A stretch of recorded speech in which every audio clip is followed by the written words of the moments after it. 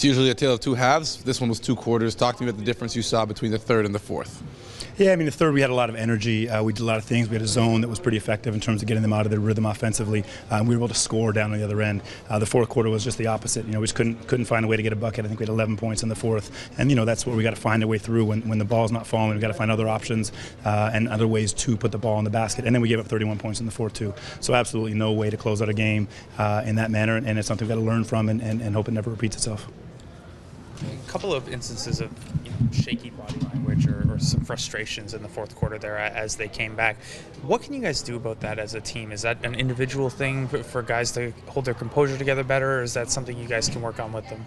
Yeah, I think it's a constant thing as young players is how do you stay composed in tough basketball games, and this is a big stage to play on. And when things start going difficult, that's when you got to really work to have the right composure and have the right attitude around things and stay positive. It's easy to stay positive when things are going well and you're up 20, but as the lead started going lesser and lesser, that's when you need to remain and stay vigilant in your philosophy and your theories. And for young players, they need to do that as well. So absolutely, it's an area of learning for us. And as a team, we've done it a few times now where we got to have better composure down the stretch in tight games. So, go ahead. How do you get the guys' spirits back up after a tough loss like this?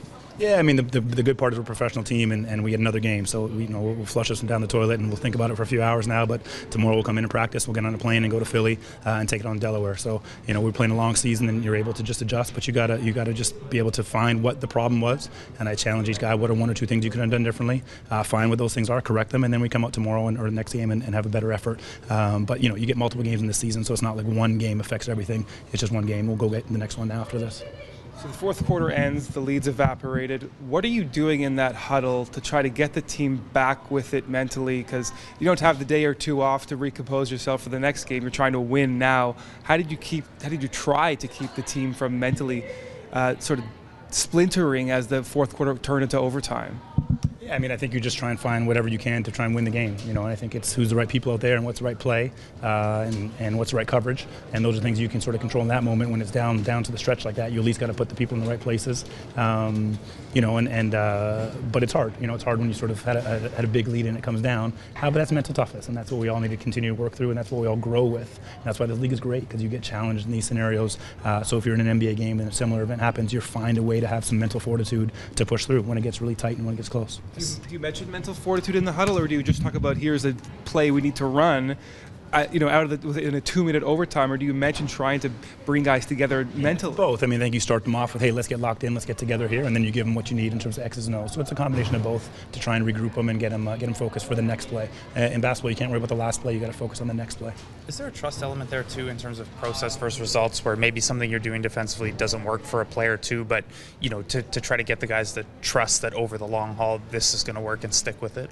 Yeah, for sure. I think on both sides of the ball throughout the game, it's about trust and sort of like all your defensive coverages are trusting that someone else is going to do something when you call something. Right? And I think that's a learned sort of behavior, and you need to trust your teammates on that without question.